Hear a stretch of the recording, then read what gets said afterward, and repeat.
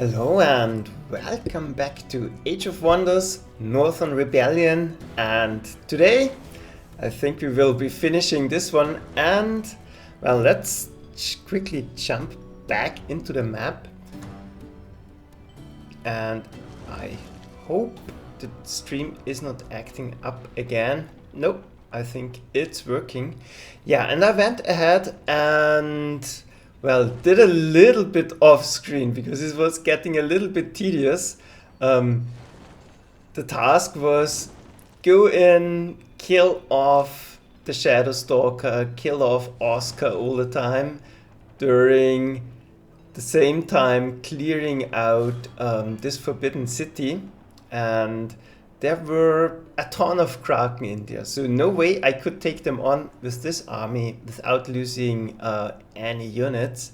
So what I was doing here, same tactic: go in, firebomb them, go out, go in, firebomb them, go out again, and well, at the same time keeping Oscar down. And this is really pointless. So I did this off screen, and I wanted to show you the last battle for the Sunken City.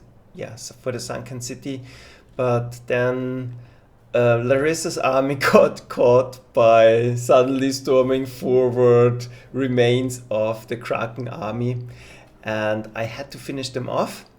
But rest assured, you missed nothing. This was a completely tedious fight. Nothing to learn from that. But we did get something. I did this a few days ago, so I really don't remember anymore. Here. This was it, Fire Breath. So that's very nice. We got the mythical item. So this was totally worth it. And this will be a rather short episode, because now the only thing left is finish off Oscar. So let's go ahead and do that. It still says closely matched, but that's a lie. This will be easy manual combat. And then, yeah, the first mission will be done. It was not entirely successful. Well, I didn't build any units, but I don't like losing units. I really don't like it. So, yeah, I will absolutely try to change that for the next missions, and again be a lot more careful. Yeah, he can take another shot, I think, and again be a lot more careful, and yeah, try to not lose any units. So yeah, just for safety reasons I'll go back so that I can get him out. And other than that, there's not much we can do. Once the Shadow Stalker is swarming towards us, I'm going to kill it. But for now, we have time to get in a few pot shots and eliminate Oscar if somehow possible. Another fireball. That doesn't quite kill him, but next turn he will be down.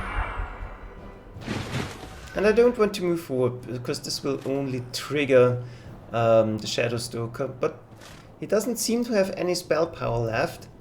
Yep, that's done. So Oscar is not a threat anymore, so I might want to go ahead and start firing away at the Shadow Stalker, because they are absolutely sturdy units and they can take quite a beating. And I want him whittled down once he's moving out. He is, yeah, not exactly easy to kill, and we don't have the tools for it. If you take a look at his resistances, he has physical protection, blight protection, frost protection, so we only have physical damage here and the fireballs. So this is not exactly the best.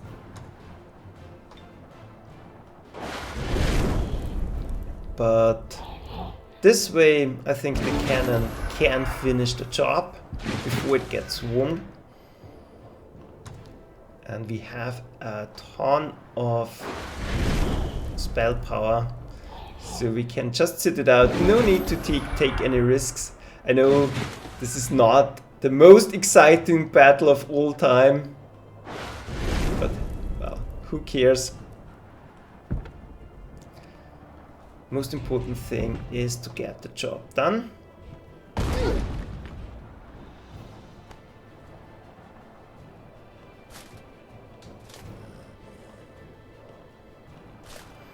Well, now I'm out of range, but that doesn't matter either. We'll make sure to stand ready to fire a barrage of bullets at them. And here they come. And yeah, doesn't matter if they go for the cannon, that's perfectly fine. It is the one unit that can take a that can really take a beating. So let's see. The succubus now doesn't have the movement range to do anything, so I will ignore it. And I will totally concentrate on killing off Shadow Stalker. Yeah, that will definitely kill it.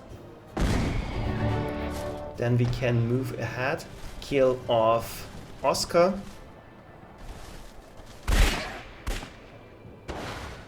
And well, then we have enough left to kill off the succubus, I think, but not sure. And we definitely have to protect our engineers. They might not survive a blast by the succubus, so let's simply go in and try to kill them off. And again, they get lucky, but Edward can take a beating. That's not a problem. And always lucky. I don't know why they are that happy at the final moments. So the engineer can have the honors. And that's it.